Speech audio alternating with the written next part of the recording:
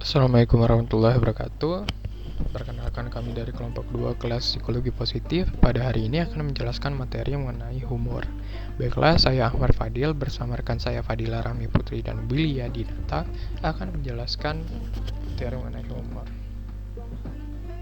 Jadi pertama-tama kita akan mempelajari apa sih sebenarnya humor. Jadi menurut Profesor Rod Martin, humor itu merupakan kecenderungan untuk mengalami atau mengekspresikan hal-hal yang menyenangkan. Dan biasanya, humor itu diikuti oleh respon emosional serta ekspresi tampak, seperti laugh atau tertawa, dan smile atau tersenyum. Ekspresi dari humor sendiri disebut sebagai laughter atau tertawa. Ternyata, dari berbagai literatur yang ada, humor ini memiliki banyak sekali manfaat bagi manusia, di mana humor ini akan meningkatkan well-being, kesehatan fisik, psikis, dan juga sosial, karena bisa merilis stres dan juga tekanan, kemudian meningkatkan kesehatan fisik karena bermanfaat bagi kesehatan kardiovaskular, healthy aging, kemudian bermanfaat bagi sosial karena dapat mendekatkan hubungan seseorang dengan orang lain. Humor juga dapat meningkatkan imunitas, kreativitas, dan lain sebagainya. Kemudian ada beberapa fakta menarik mengenai humor ini. Jadi faktanya persepsi terhadap humor seseorang itu berbeda di setiap budaya. Bahkan tidak hanya setiap budaya, setiap orang memiliki persepsi yang berbeda terhadap humor. Di mana menurut penelitian yang dilakukan Jiang Li dan Hou, mereka menemukan bahwa orang di budaya barat dan budaya timur memiliki persepsi yang berbeda terhadap humor. Di mana orang-orang timur memiliki sikap positif yang lebih rendah terhadap humor daripada orang-orang yang berada di budaya barat. Hal ini dikarenakan bahwa orang-orang di budaya barat cenderung menggunakan humor yang lebih bersifat agresif daripada orang-orang di budaya timur. Fakta selanjutnya juga menyebabkan bahwa ekspresi tertawa ternyata tidak selalu menunjukkan bahwa kita merasa senang atau merasa kegirangan terhadap sesuatu. Dalam situasi-situasi tertentu seperti situasi pseudo-sosial,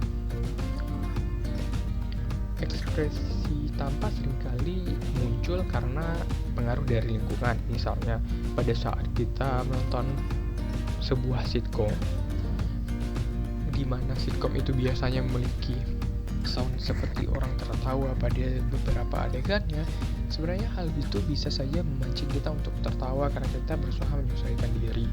Jadi walaupun menurut kita suatu adegan dalam sitkom itu tidak lucu, namun ditambahkan sound seperti orang tertawa pada adegan tersebut, hal itu akan memancing kita untuk tertawa karena kita berusaha menyesuaikan diri. Jadi ekspresi tertawa itu tidak selalu menunjukkan rasa senang.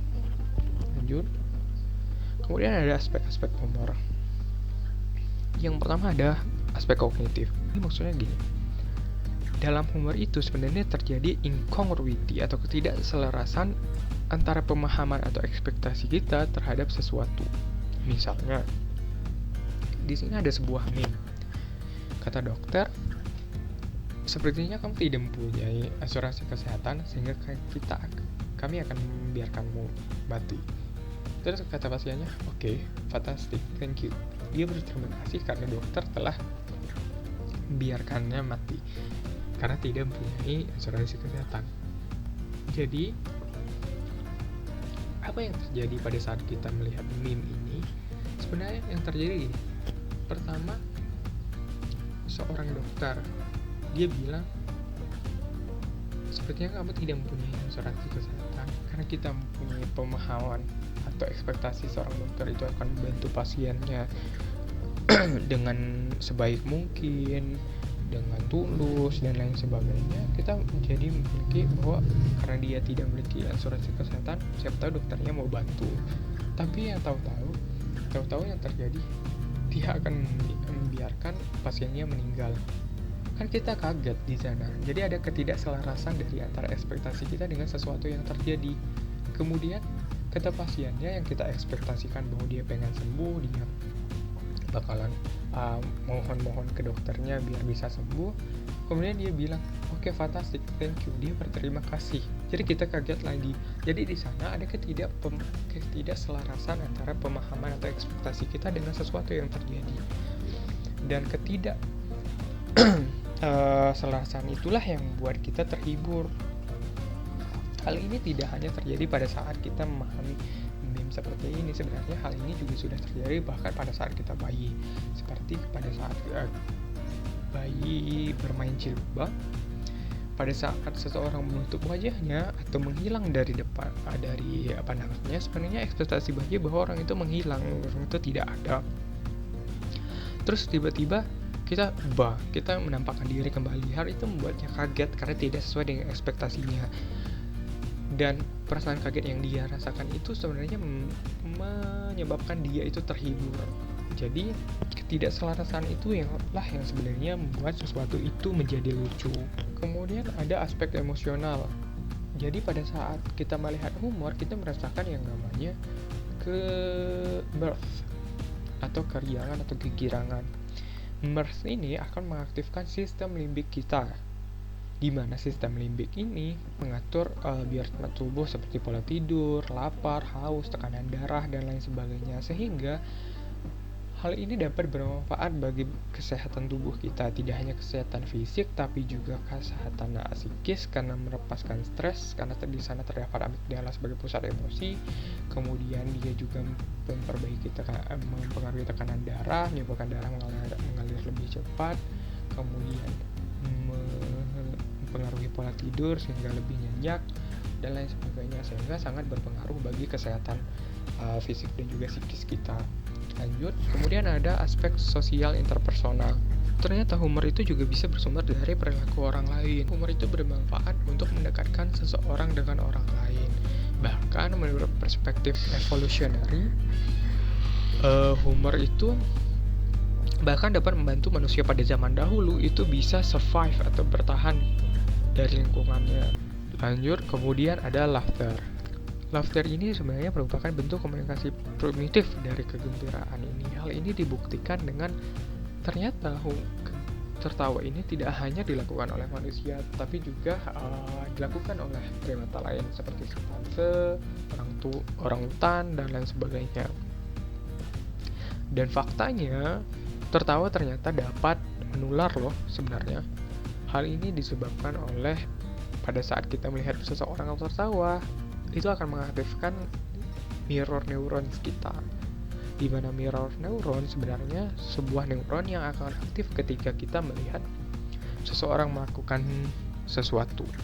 Kemudian sebenarnya mirror neuron ini juga tidak hanya aktif pada saat kita melihat tertawa, tapi juga aktif pada saat kita melihat orang menguap dan berbagai situasi lainnya. Oke, sekian dari saya, kemudian lanjut oleh rekan saya. Assalamualaikum warahmatullahi wabarakatuh. Baiklah, saya akan melanjutkan presentasi dari teman saya yang sebelumnya. Di sini saya akan membawakan materi mengenai faktor dari sense of humor. Menurut Mendatu pada tahun 2010, ada 3 faktor dari humor. Yang pertama, kepribadian.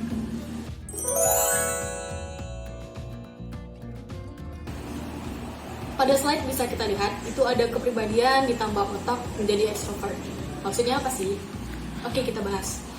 Jadi, kepribadian itu mempengaruhi reaksi otak manusia terhadap humor. Orang dengan kepribadian extrovert akan menganggap humor itu adalah sesuatu yang lebih menyenangkan. Yang kedua, itu ada kebudayaan. Gimana sih kebudayaan mempengaruhi reaksi humor terhadap seseorang? Contohnya seperti ini. Pernah mendengar kata bagong? Mungkin kalau yang belum tahu ya, kata bagong itu biasanya dipakai, itu salah satu tokoh pewayangan yang saya tahu. Sementara kalau di zaman saya sekolah dulu, bagong itu digunakan untuk anak-anak paskibra, untuk orang yang jalan itu kayak tangan ke depan, sama kaki kanannya juga ikut melangkah ke depan gitu. Jadi jalannya kayak robot gitu. Itu kata bagong, dan itu menurut mereka itu adalah sesuatu yang benar-benar lucu pada saat itu. Jadi ini kita bisa lihat kan sesuatu yang berbeda dari kata bagong dulu. Oke. Yang ketiga, ada jenis kelamin. Jenis kelamin mempengaruhi proses dari sebuah humor, di mana perempuan akan membutuhkan waktu yang lebih panjang dibandingkan laki-laki untuk memproses sebuah humor. Sekian materi yang dapat saya sampaikan. Terima kasih. Saya serahkan kepada rekan saya yang berikut. Assalamualaikum warahmatullahi wabarakatuh. Assalamualaikum warahmatullahi wabarakatuh. Saya Wilya Dinata, saya dari kelompok 2. Di sini saya akan menjelaskan tentang penemuan-penemuan penelitian tentang humor. Nah, yang pertama itu ada dari penelitian Zulkarnain yang meneliti tentang sense of humor dapat menghilangkan atau meredakan stres pada mahasiswa yang akan melakukan ujian. Nah, di mana di penelitian Zulkarnain ini humor dapat meredakan stres pada mahasiswa yang akan mengadakan ujian. Nah, bentuk-bentuk yang ditonton atau yang bisa dilihat untuk humor ini yaitu mungkin dengan menonton stand up comedy. Nah, dengan menonton stand up comedy itu bisa meredakan stres yang ada pada mahasiswa yang akan melakukan ujian UTS atau UAS. Nah, jadi dengan ini teman-teman bisa menjadikan saat menonton humor untuk menghilangkan stres saat menghadapi ujian. Nah, ada juga dari penelitian-penelitian sebelumnya juga yang saya dapat dari handbook psikologi positif, yaitu humor sebagai aset positif dalam pemulihan penyakit kanker. Nah, Carver dan kawan-kawannya telah melakukan penelitian yang mana mereka mendapatkan bahwa humor dapat meredakan penyakit kanker. Nah, penyakit kanker ini terjadi pada seorang wanita. Mereka memberikan percobaan, maksudnya treatment seperti menonton humor sehingga penelitian itu menghasilkan dapat memulihkan penyakit kanker pada wanita tersebut. Nah, ada juga humor sebagai aset positif untuk berurusan dengan kematian dalam pendekatan stres. Nah, dalam penelitian Lefcourt dan kawan-kawannya, mereka menjadikan humor sebagai pereda stres untuk seseorang mungkin lansia yang sedang menghadapi masa kematian atau sedang lagi krisis-krisisnya merasakan kematian itu sudah dekat. Nah, dengan humor itu sendiri dapat meredakan stres pada orang-orang tersebut. Nah, ada juga penelitian dari Carver juga, humor mengatasi stres. Humor telah ditemukan terkait daya coping stres. Nah, yang mana humor bisa menjadi coping stres kita sendiri untuk menghilangkan stres tersebut. Mungkin stres pekerjaan, stres perkuliahan atau sebagainya. Nah, ada juga penelitian dari Neumann dan Stone. Penelitian itu disimpulkan bahwa tertawa atau humor mengubah atau melemahkan beberapa neuroendokrin dan tingkat hormon yang menghubungkan dengan stres. Nah, di mana humor ini dapat meredakan stres kita. Nah, yang mana dengan kita menonton acara humor, dengan kita menonton mungkin stand up comedy, mungkin bisa menjadi mungkin bisa menjadi coping stres kita sendiri untuk menghadapi stresor tersebut.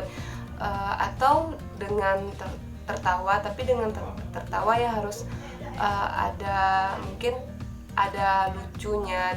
Dari sana kita bisa mengatasi stres tersebut. Nah, mungkin hanya itu yang saya dapat sampaikan. Jika ada kekurangan, saya mohon maaf.